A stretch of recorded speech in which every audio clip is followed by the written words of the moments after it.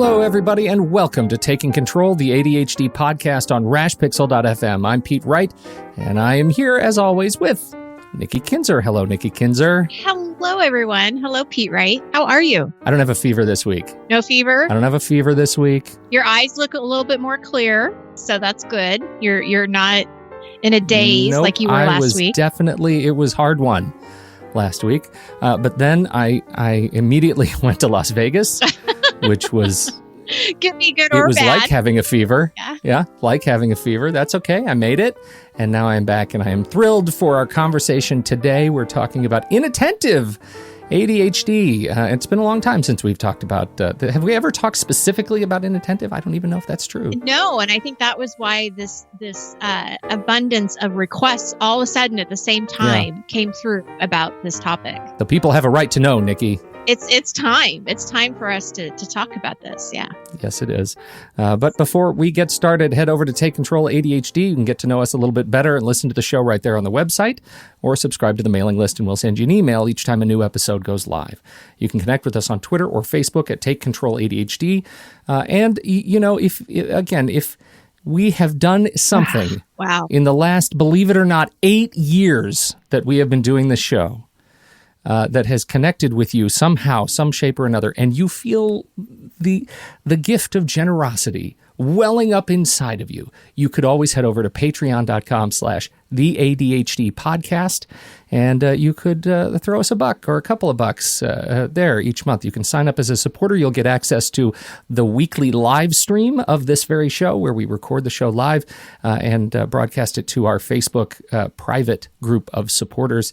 It's a great way to get early access to the show and see the real show, the raw show, the unedited show. That's right. The Pete hacking all over his keyboard show. Yes.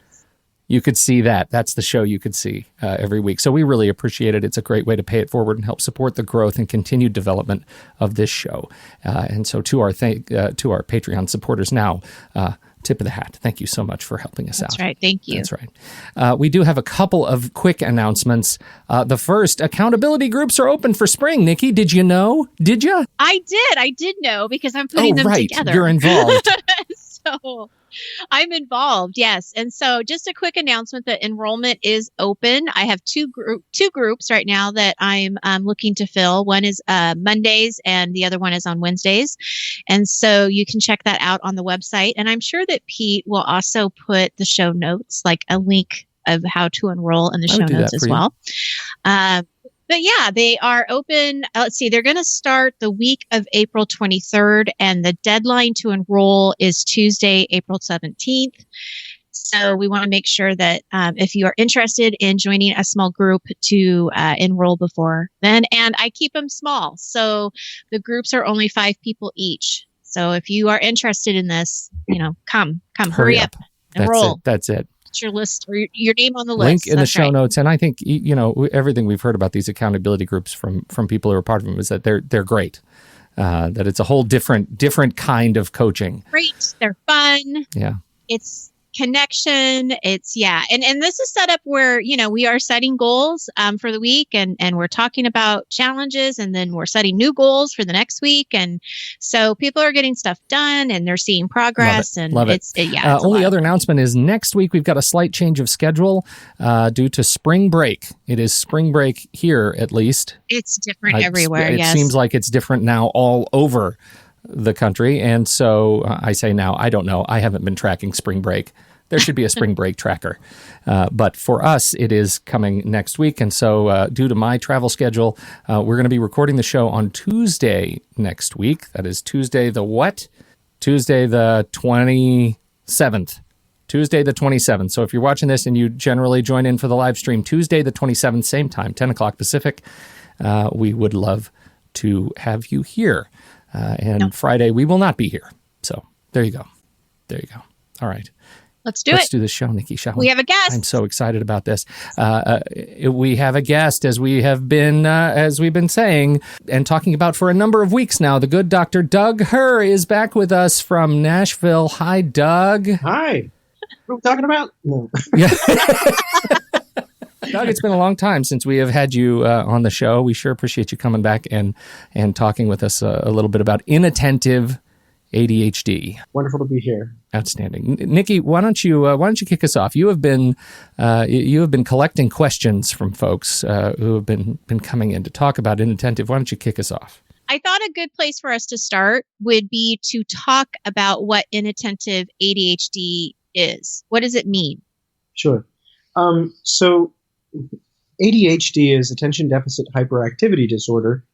And the only thing you can actually see on the outside is hyperactivity. So those are usually the ones that are pretty easy to diagnose. There's a subset of people who have, well, there are three different presentations of ADHD.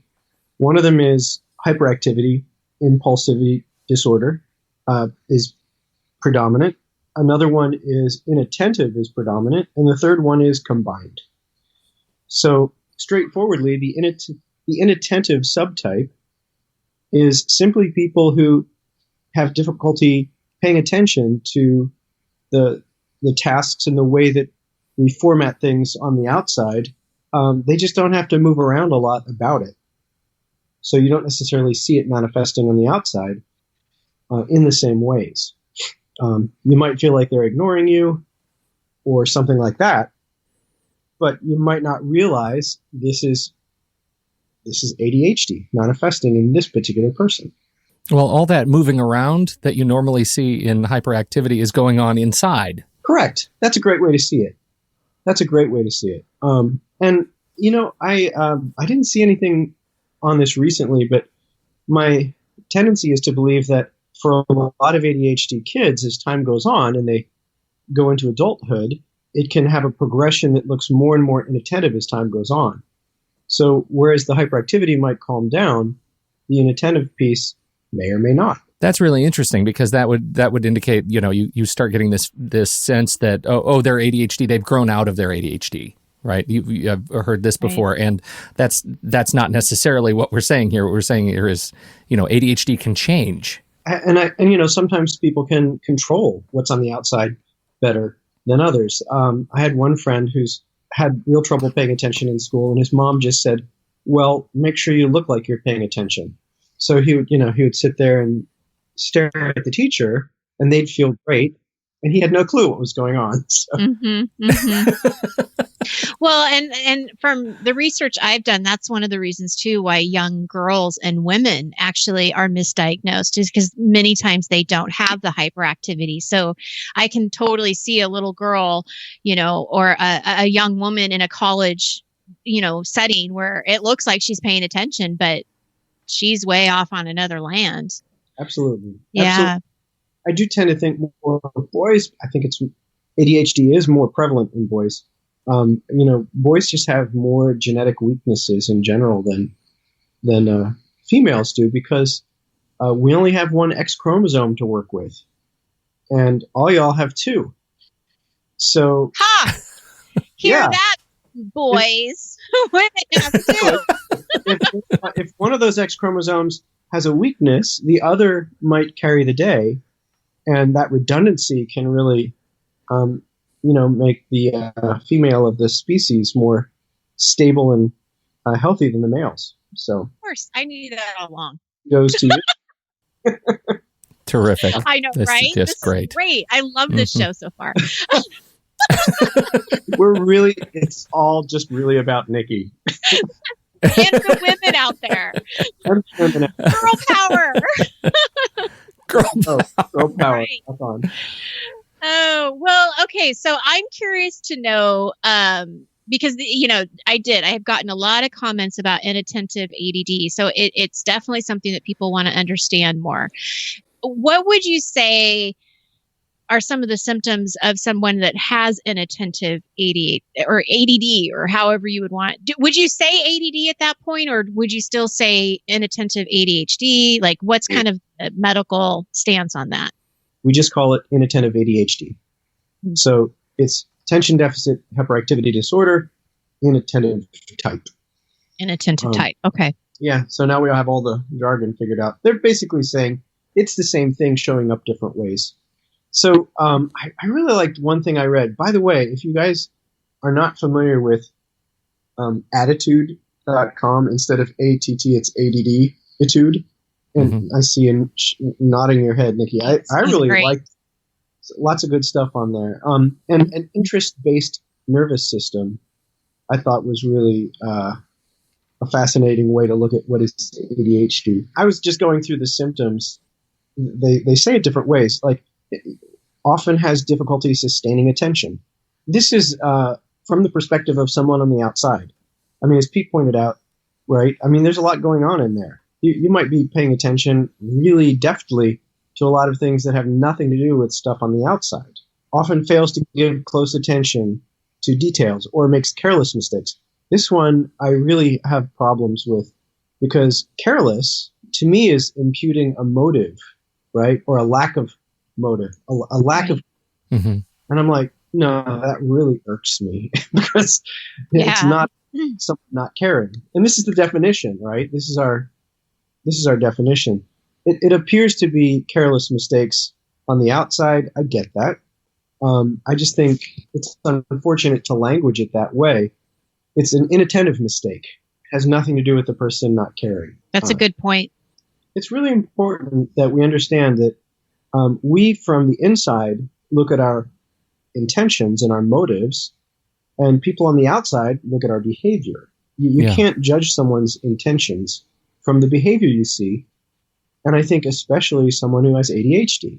You know, you can make up a story that they just don't care about this important thing, but that is often a gross misrepresentation of the truth. Well, it also that's another. You know, you also hear this. Oh, they're bored or they're daydreaming or something else. All of that language is coming from the outside, right? I mean, how do you know I'm daydreaming? How do you know I'm not solving the world's water problem?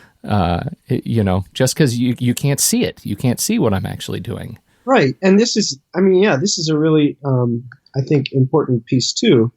That daydreaming. All that says is something's going on inside that we on the outside aren't aware of. But daydreaming tends to put a value on it that says, well, you know, you're basically asleep in there. Yeah. Right. This isn't really fair. I feel like I want to advocate for, you know, people who are living a different life than someone who's neurotypical, right? And yeah, you could be solving the world's water problem or doing calculus or any number of things. Well, let's talk then as we continue kind of moving through these questions. Let's talk a little bit about, you know, I'll say the word treatment, but I know that's not necessarily always the right word. Treatment for inattentive type ADHD. Navigating. Yeah, navigating. Yeah, how do we navigate through inattentive ADHD? So I will say that I tried everything, and our culture is we believe in pills so much. So I do think we need to kind of deal with that. For me, no pill has ever really worked. Ritalin was great at helping me to sustain attention. It just completely wiped out my entire personality. So sustained attention and, you know, no Doug in any of it. Right. You know, I think there are things to be really careful of. I'm really leery. If there's anything that people can do besides medication for kids, I start everywhere, but medication is my thought because we don't know what all it does to people. But when you change someone's brain chemistry at a really young age, I don't believe companies are all forthright and have our best interests at heart. I think they're selling a product and they want to promote it as being as good as possible. And long-term problems may be happening that we still don't know about. So anyway, just to say, you know, when I was in my adult years, I was trying all kinds of different things, but I'd still be, you know, I don't want to do that for my son. I'll just put it that way. Exercise is really important. You know, our nervous systems are made to be attached to our bodies. Our mind and our bodies are connected. The more that we have lots of physical activity and movement, I think the better our minds work. Exercise isn't just some sort of optional thing that healthy people need to do. But we all just need to do some exercise. Right. Well, and I think you bring up a good point that it's really, if we can look at it as It's just not optional. I mean, it's just something that we need to do to take care of ourselves, just like brushing our teeth, just like taking a shower every day. I mean, it does kind of shift that. And something that somebody said to me the other day that I just absolutely loved is she doesn't use the word exercise anymore. She uses the word movement. She's just increasing movement. No, I hate exercise. I just want to move my body. Just move. Right, right. I just have to move my body. To get some I movement. have to move my body. Yeah. That's fantastic. Along with that, I want to plug again for meditation. We don't have any idea what the limits are yet of what you can achieve through meditation. I want to suggest, mindfulness. I always have people start with Insight Timer, which is a free app you can get. If you go to the section, there's a little button across the bottom that has headphones, and what that is a bunch of lectures and guided meditations. Tara Brach, if you put in her name, just Tara, the first thing that comes up is Vipassana, and it's just a great place to begin learning about what is meditation, how does it work. If you have the experience that it's helpful to you, that's, in my mind, much more important than trying to figure out why. Right? Oh, right. Yeah, I agree. The more that we can use tools effectively, that's something I would definitely encourage people to do, starting with mindfulness and then moving also into self-compassion, because in order to, get over some of the self-esteem issues that people generate along the way in our culture, and especially, as relates to ADD, when you realize how frustrating it can be. I don't know. I have so many stories. I was actually thinking about, this podcast last week, and I was teaching a small group of doctors. During that, I just started to notice things that were kind of ADD about me and frustrating. Like, I got some coffee, and the first thing I did was spill it on myself because I wasn't paying attention, right? Right. And then I lost my pen. That checks out. Right. So I lose my pen. I'm looking all around the table, grab a pen, find a pen, and then I look, and right there in front of me is my pen. Right. Now I have... How did it get there? Yeah. And how did it hide so effectively? That's right. Right in front of your face. Right in front of me. I literally, just ridiculous. So, it can be really frustrating to have these kind of experiences over and over and over again. And rather than imagine that that's all going to stop and change because you finally get your act together, to learn how to have self-compassion is a much better strategy because it's not going to change. The one comforting thought, I think, is that our brains really aren't made to constantly pay attention, no matter what the crowd is, how well educated or brilliant they may be. On the average, our minds are wandering 50% of the time. Paying attention is a very effortful thing. And the fact that, 5 to 10% of us are more off the end of our attention tends to wander more than other people's. I don't like the idea of pathologizing us. I just think it's important to remember we're not the only ones. People's minds are wandering all the time. It's high caloric activity, right? There's a high calorie burn to focus. Like your brain weighs about 3% of your body weight, and it uses 20 to 25% of the calories. And if it can take that task of focusing and drop it down into the lower parts of the brain, now it's much more efficient. But if you have to focus, if you're, and I'm pointing to this medial prefrontal cortex because that's where it happens.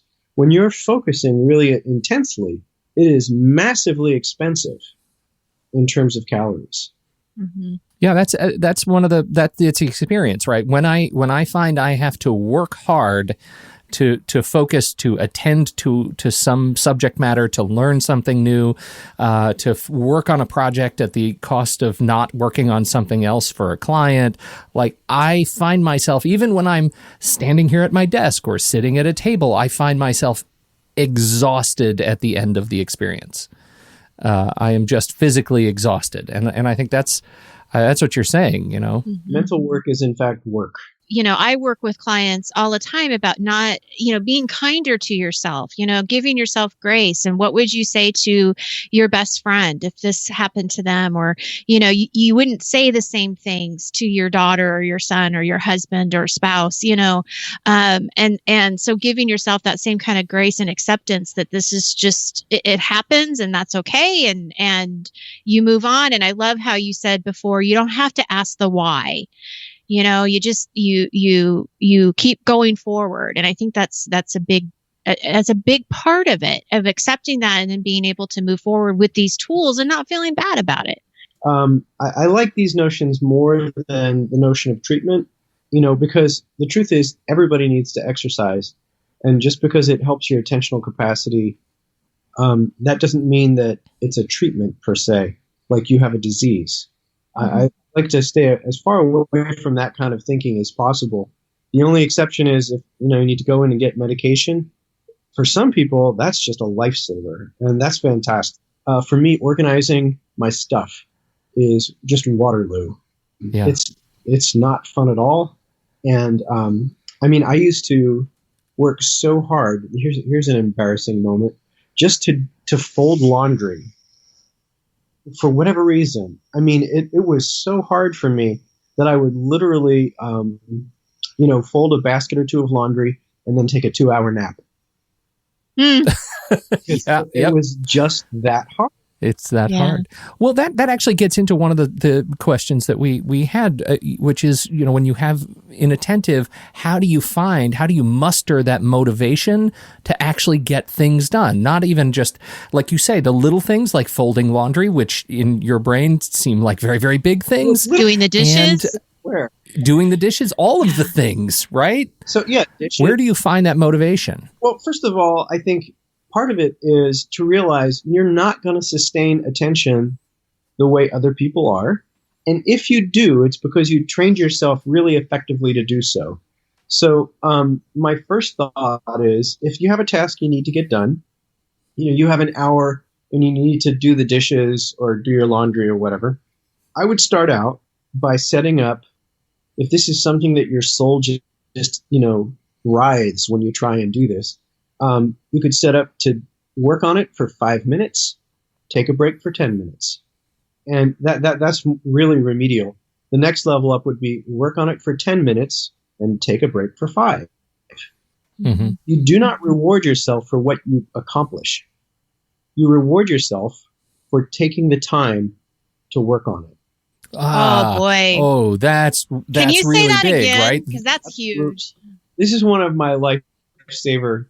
So a story about this is I was hugely behind in my paperwork early in my career, in my graduate training. I was very behind on paperwork for patients because I hated trying to write about patients as though I was reducing our hour-long conversation into 4 sentences on a legal document. It just made me crazy because it seems so dehumanizing. This person is a human being and I'm getting to know them, and I have to write about their psychotic symptoms and their brain disorder, whatever. So I get way behind. And I did 2 things. One is I went into the clinic that I was working at on a Saturday when no one is there. Mm-hmm. So I was there with incredibly low stimulation. 2 is I would work on the progress note, is what it's called, legal form. I'd work on the progress note for 10 minutes and I'd take a 5-minute break. And the key there is that I would reward myself with a 5-minute break for each 10-minute period that I put in, regardless of what I got done. I reward myself for the time invested, not for the progress made.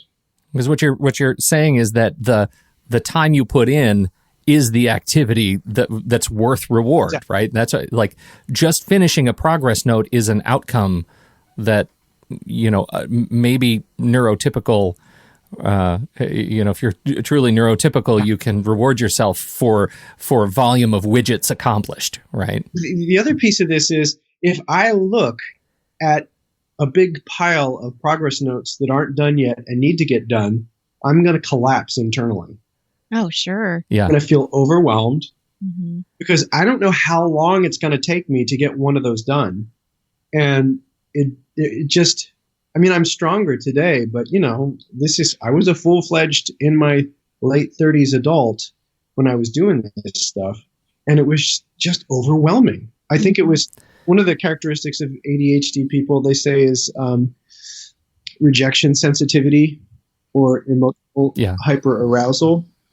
So I would feel really overwhelmed by, looking at this and feeling like a failure and feeling like a fraud, because if I'm going to be a doctor, this is one of those things I need to do, and that's true. But anyway, when I just said, if I work for 10 minutes, that's progress. It felt good to know have that 5 minutes. I worked 10 minutes. I had 5 minutes where I would walk outside and, just wander around, look at the trees, and get myself jazzed up to go back in and do another 10 minutes. Mm-hmm. So This goes into something we were talking about on another show, the practicality of and the sort of the rescue you can feel from breaking down tasks into different kinds of velocity. I talked about this, a set of graphics I had to do that was just huge and daunting, but when I added them to my task list in, just do one graphic today, once I check that off, that feels like an enormous accomplishment. It's not do 140 graphics. It's just do the one I can wrap my head around and then move on from it. Schedule something after it. Like do something to free myself from that activity. Absolutely. And what I'm saying is one step still different than that, which is if I have half an hour and I can focus for half an hour, then that's what I'm... Celebrate that. Yeah. Whether I get the graphic done or not, I'm a half hour closer. You bet. That's exactly right. Yeah. We are running so tight on time, Doug. I know you have somebody who's going to be there soon, and we have so many more questions. Can we just do a little bit of a rapid fire and just have you respond to some of these questions? Is that okay, Nikki? Yeah, absolutely. I'm going to let you do it. Public knowledge of inattentive type is especially low. As a parent prepping for an IEP meeting and anticipating resistance, I could use a few tips for explaining inattentive type and useful accommodations. How would you bullet that out for administrative types and special ed types who are, when you're anticipating resistance? Well, and I guess from an adult perspective too, how do you handle stigma and judgment when it comes to accommodations for adults in a professional setting? Well, I think for a lot of adults, the biggest stigma and judgment is from within. Hopefully you're dealing with people who have a little bit of grace. Hopefully you're able to manage yourself well enough that you're really doing things that are typical. You just might do them more often than other people, the kind of mistakes that you make. If it becomes too pronounced, then, you probably need to have conversations where you just own, hey, this is part of my style, and, creating accommodations for yourself in the professional relationships that you have and in the personal relationships that you have, to make sure that the other person understands the particular difficulties you're dealing with, doesn't take your behavior personally, right? Because if you don't tell them, they're going to make up a story and it's not going to be a pleasant one, right? Almost nobody makes up a really positive story about a bad experience. In terms of the resistance in the institution, I think to go in, first of all, armed with, you can Google this and get that symptom list for inattentive. If you already have the diagnosis done, then hopefully that's straightforward. They really should know about this. And if they don't, you probably have bigger issues on your hands. Yeah, I would certainly be interested, having just gone through this process, with my own kids. I would be really interested in where the anticipated resistance is coming from. Is that, do you have experience with other parents who have reported that dealing with these particular people are difficult? Like, what does that really look like? And then, approach it from there. And here's another question. We've got somebody who, this is fascinating, and it gets to your point about making up stories that aren't good. I was at a union convention in coloring to help myself pay attention to the speeches and debates when the sergeant at arms came to our table just to make sure everyone was paying attention, giving the questioner a pointed look. I've gotten similar looks when I crochet. I'm too self-conscious to color or crochet in professional meetings, so I'd found some mindless games to play on my phone or laptop, but now mindfulness and being present are all the buzz, so often people will keep glancing at me and make a comment about putting electronics away so that we can, quote, practice active listening. Yeah. That hurts my heart to read that question. It hurts my heart. Yeah. So what I used to do, and of course this is back when dinosaurs roamed the earth, God was young, and we didn't have cell phones. I remember those days. Yeah, I would go ahead. I would call myself an interactive learner, and basically I would say a lot of things out loud that were on topic, or that would try and keep me on topic. So I'd try and make it into a conversation instead of a dialogue or a monologue. Phones are massively addictive, and for someone with ADHD, I feel like that is really kind of a seduction problem. So, I'd say go back to the doodling. But, the other thing is, if someone's going to come along and be judgmental, I think you have to just trust yourself and shine them on at some level, because you have to do what you do to take care of you and bring as much attentional capacity to the situation that you can. And at the same time, not try and look like everybody else when you know that's not going to work for you. If you can have a conversation with that person before or after, or maybe just take them aside for a moment. If this, I think, is difficult to have that kind of conversation in public. Be as present as possible for this process. Thanks for your concern. Mm-hmm. Mm-hmm. And there are going to be people who just don't understand. And to remember, look, their judgments reveal their limitations, not mine. Absolutely. Right. And don't put your energy towards that, because it just doesn't matter. It doesn't matter. It doesn't, as much as you can, just keep focusing on how you can focus, what you need to do, and not worry about them. Well, and, sometimes you do need to tell them, because, maybe their judgments are their business, but if they have to make decisions about your participation, mm-hmm. and they're going to exclude you because they feel like you're not interested, I think to say, hey, I'm very interested. So it's a judgment call. That's a good point. That's a very good point. And maybe you're, in an ideal world, hopefully we're educating that person that maybe they won't make that judgment again. I don't know, but that's what I would hope, is that now that it's if somebody is courageous enough to say that to them and say, hey, this is what I need to do, maybe they'll second guess, how they approach the next person they see doing that. You never know. We've got questions about inattentive. I'm 41, but new to my diagnosis. Not sure if this is my ADHD or my peculiar brain. I have tremendous trouble with writing. And we've got quite a long story that I'm trying to break it down. Part of a Toastmasters club organized at the company where I work. I signed up for, it says, was guilted into a Toastmasters speech contest on Tuesday. I've had 2 weeks to prepare, has had an enormously difficult time actually sitting down to write the speech. He says, on Friday night, I settled into work on the speech and ended up watching Netflix instead. When I finally closed Netflix, ... right? And the rest of that is absolutely characteristic to my experience, right? And how hard it is to get over that piece. But as Nikki says, right? He says, I don't have the same trouble writing emails and messages to people when it's essays or speeches or cover letters. I feel like I'm pulling my own teeth out. Is this an ADHD thing? Is there anything I can do? And, it makes me think about your issue with writing your reports, right? I mean, what are you rewarding yourself with? Yeah. Let me though, another piece of this, it's not so much writing that's difficult for me as reading. I listen so much faster than I visually read. I'm wondering if this gentleman could write down an outline and then practice saying the thing out loud, because that's what he's going to have to do anyway. Mm-hmm. And, see if, as he's saying things out loud, if he records himself on his phone and then, is able to take elements of that and then maybe write those into the outline.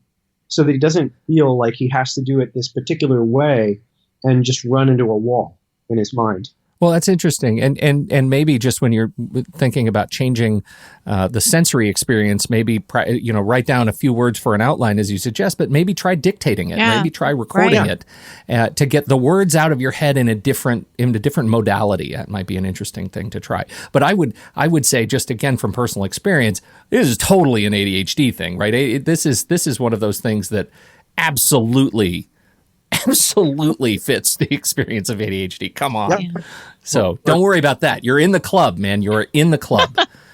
His next question was actually very similar because it was about practicing his guitar, and I think that all of the different strategies and things that we've talked about kind of goes in the same. I mean, it's the same type of result, right? I mean, it's trying to practice the guitar for 5 minutes and then going and... Yeah, I think it's exactly, it was exactly the same thing that we've been talking about, which is, are you breaking down and rewarding yourself for effort, or are you rewarding yourself for, for some sort of an outcome? And I think, Yeah. This is fantastic. And thank you, everybody who wrote in with questions. And thank you, Doug, for your help and support today. Happy to come back another time. Even soon. I'd love that. I do have to run now.